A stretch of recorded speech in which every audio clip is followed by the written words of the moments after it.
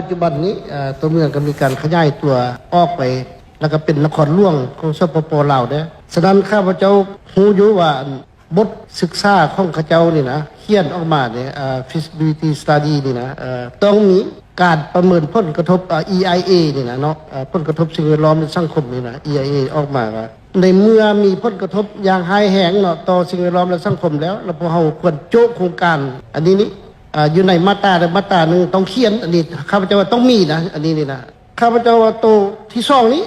ควรดัดส้มบุควรให้ศึกษาต่อแหละบุควรให้ศึกษาต่อแล้วก็ดัดส้มว่าบริษัทใดที่ว่ามันยังน้อยปีแล้วก็เพื่อให้ซื้อต่อแล้วมันหมดไปเลยแล้วบ่ให้ศึกษาต่อเพราะว่านี่มันเป็นใจกลางเมืองนครหลวงพวกเฮาจังสิไปเฮ็ดเมืองใหม่อยู่เมืองนั้นเพราะว่านครหลวงพวกเฮาก็เข้าใจและเป็นยุทธศาสตร์เนาะประเทศกงกันข้ามเนี่ย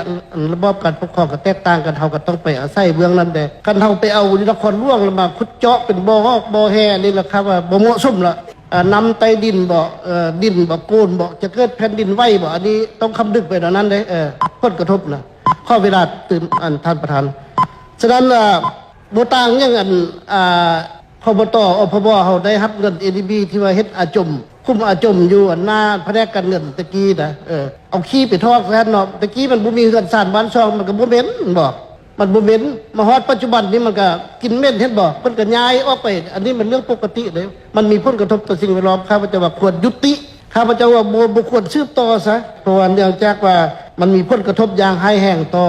พ่อแม่ประชาชนถ้าว่า8บริษัทนี้ถ้าว่า8บริษัทนี้นะคันมาเทียบใส่แล้วคันพัฒนานครหลวงจันทร์นี่ข้าพเจ้าว่าทางปูยางไฟแซงซีหูมันนี่คือสิเจริญอยู่ไหลได้จากบ่แห่8บริษัทนี่ฉะนั้นเรามาเทียบแล้วเฮาเบิ่งว่าประชาชนหนทางยังบ่ลดโคกเค็กอยู่ไฟก็ยังบ่หุ่งอยู่ปานนั้นเฮ็ดอยู่นครหลวงจันทร์คันนครหลวงจันทร์มีส่วนร่วมพัฒนาเรื่องนี้ข้าพเจ้ากับประชาชนอยู่ดีกินดี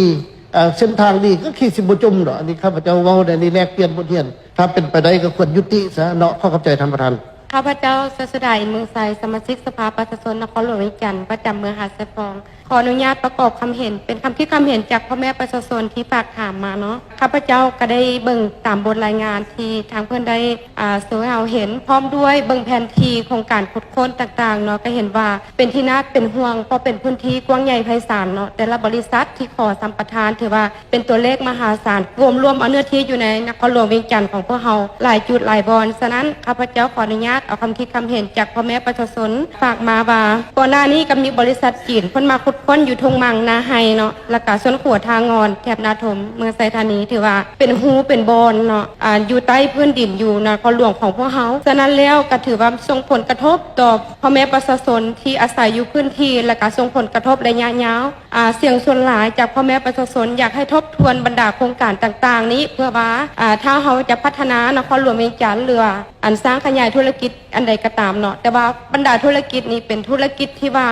รัฐบาลบ่ได้อยู่ในวาระที่เพิ่นส่งเสริมเนาะบ่แม่นโครงการที่ว่าอนุรักษ์เนาะดังนั้นอยากให้ประธานขอทบทวนใหม่เพราะว่าการที่ว่าทุกขุดค้นหรือว่าเจาะไปแล้วเนาะเจาะแล้วเจาะเลยเนาะขุดค้นแล้วก็ไปขายแล้วก็บ่มีวันที่กลับคืนมาอีกฉะนั้นแล้วก็เห็นอยู่ดอกเนาะข้อ2ที่เพิ่นว่าเพิ่นสนับสนุนรัฐบาลเฮาหลายเป็นตัวเลขมหาศาลเนาะเป็นเงินดอลลาร์แล้วก็เงินกีบแต่ว่าได้บ่คุ้มเสียท่านประธานอนาคตอาจจะส่งผลคือท่านสสบนจันทร์ว่าอาจจะมีแผ่นดินไหวอยู่กลางใจเมืองถ้าเฮาอนุญาตให้หมู่มาเจาะกลางหลังค่ะตอนนี้อาจจะเจ็บระยะยาวจนบ่มียาได้รักษาได้ดังนั้นขอให้ประธานทบทวนขอขอบใจเนาะอันนี้พวกเฮามาเบิ่งน้ำกันลองมาตีราคาน้ำกันว่าอนาคตข้างหน้าสิเป็นแนวใดบ่แม่นรุ่นพวกเฮาดักรุ่นลูกรุ่นหลานพวกเฮาพุ่นน่ะเนาะสิมีผลกระทบคือว่าเกิดแผ่นดินไหวเกิดอีสังคือพวกเฮาเห็นอยู่ในทั่วโลกในประเทศต่างๆในโลกนี่แล้วพวกเฮาบ่คำนึงถึงบนผลกระทบอันนี้บ่ค่ะพระเจ้าว่าเนาะเดี๋ยวนี้อยากให้เบิ่งโดยเฉพาะอันทางเบื้องของพลังงานและบ่แฮที่มีมาตรการใดๆต่อกับ3บริษัทที่เฮ็ดไปแล้ว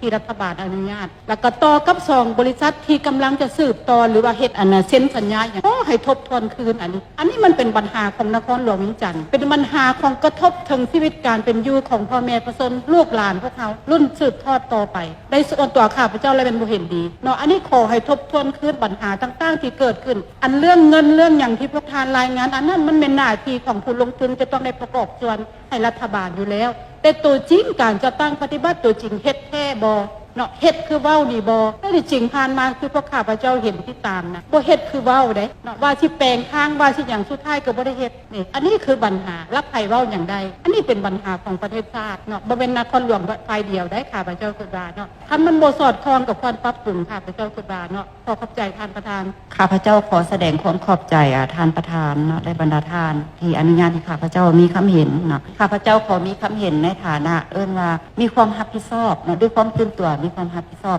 ต่อประเทศชาติทรัพยากรแห่งชาติแม่นมูลมังมรดกของพวกเฮาทุกคนในชาติเนาะต่อกับปัญหาดังกล่าวนี้ข้าพเจ้าสุดที่เป็นห่วงเป็นใยที่สุดทั้ง3เมืองที่มีโครงการขุดค้นแห่งชาติล้วนแต่เป็นเมืองที่มี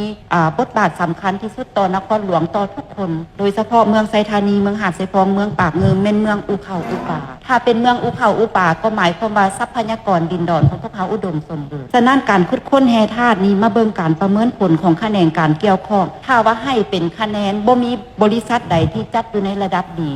คะแนนสูงสุดเป็นบีขุดค้นแห่ธาตุอยู่นครหลวงเวียงจันทร์ถ้าจะเฮ็ดทดลองต้องได้เอเท่านั้นเพราะว่าการขุดค้นแห่ธาตุอันที่1พวกเขาสูญเสียมรดกอันล้ำค่าอย่างมหาศาลบ่อาจประเมินค่าได้อันที่2สูญเสียวิธีการดำรงชีวิตของประชาชนอันที่3คุณภาพการดำรงชีวิตมาเบิ่งการวิเคราะห์วิจัยทางด้านบทวิพากษ์เศรษฐกิจเทคนิคนี่พวกเขาเห็นว่ามันบ่เศรษฐกิจเทียบใส่สิ่งที่พวกเขาสูญเสียไปมันน้อยเดียวถ้าพวกเขารักษาบริเวณดังกล่าวนั้นเป็นที่ดินเหตุการณ์ผลิตกสิกรรมเป็นการท่องเที่ยวพวกเขาจะกินได้อย่างยืนยงและอนาคตของลูกหลานของพวกเขาก็จะอุดมสมบูรณ์ยิ่งขึ้นต่อกับเหตุผลดังกล่าวนี้ข้าพเจ้าขอประกอบคำคิดคำเห็นว่าเสนอคะแนนการเกี่ยวข้องโดยเฉพาะแม่นกระทรวงพลังงานและบแฮนี้พิจารณาคืนใหม่และก้าวไปสู่การยุติบ่ให้มีการสืบต่อขุดค้นซอกค้นสำรวจบรรดาบริษัทที่ขุดค้นไปแล้วก็ควรพิจารณาคืนเพราะพวกเขาสูญเสียอย่างมหาศาลอีหลีปัญหาดังกล่าวนี้เจ้าขอขอบใจข้าพเจ้าขอแลกเปลี่ยนและขอสักถาม ตัวแทนคนรักห้องคนรักผมเกี่ยวกับนโยบายในอนาคตเนาะอิงตามกฎหมายบ่แฮฉบับเลขที่31มาตรา23เห็นว่าเขตห่วงห้ามในการขุดค้นได้กำหนดไว้แจ้งสันนครหลวงเวียงจันทร์นี้ได้เขียนไว้อยู่ในข้อ2ของมาตราดังกล่าวได้กำหนดไว้ว่าเป็นเขตที่ว่าเขตที่อยู่อาศัยใกล้กับตัวเมืองเป็นเขตชุมชนเขตที่พันกับชีวิตการอยู่ของประชาชนสันปัญหาอยากถามตั้งขึ้นว่าในอนาคตต่อไปเฉพาะนครหลวงเวียงจันทร์จะมีอีกบ่เนาะเพราะว่าปัจจุบัน3บริษัทปริมาณสะสมตามบริงานของคะแนนพลังงานบ่อแหนมี 5,000 กว่าต้นมี 5,000 กว่าล้านต้นเนาะที่ปริมาณสะสม3บริษัทซื่อๆเด้อยู่นครหลวงเวียงจันทร์กระชั้นนี่เห็นว่าอิงใช้บทรายงานของคะแนนพลังงานบ่อแหนนี่สามารถเพียงพอสนองให้กับสภาพในปัจจุบันนี้ทั้งบนไลทั้งบริษัทที่ยังเหลืออีกจำนวนอีก5บริษัทที่จะผลิตอันนั้นหนึ่งอันที่2จะให้ทานเสนอเกี่ยวกับความเสี่ยงในการสุดโตของดินข้าพเจ้านี่ไปเบิ่งยูซิโนไฮโดร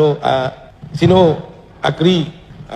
อยู่ทักแขกข้าพเจ้าไปมาแล้วเขาเบิ่งในโรงงานเขาจะผลิตอยู่เนาะแต่ว่าบ่ได้ลงอุโมงค์นี่ซื่อว่าเขาเจ้าเทคนิคในการที่แม่นอุโมงค์เอียงอุโมงค์คูเอียงลงไปเอาแห่ขึ้นมาอยากเสนอจังซี่ว่าบทเรียนอยู่บริษัทลาวไข่ยวนเนาะในปี2016 2018 2022ถือว่าดินสุดโตนี้มี4ครั้ง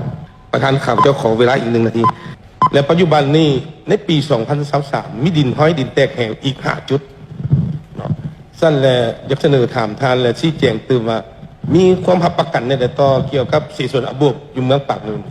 เพราะว่าบริษัทคอสแพนของเยอรมันนี่ที่เป็นเชี่ยวชาญด้านนี้บ่สามารถยั่งยืนได้ว่าดินจะสุดโตอยู่เมืองปากนึงขอขอบใจท่านประธาน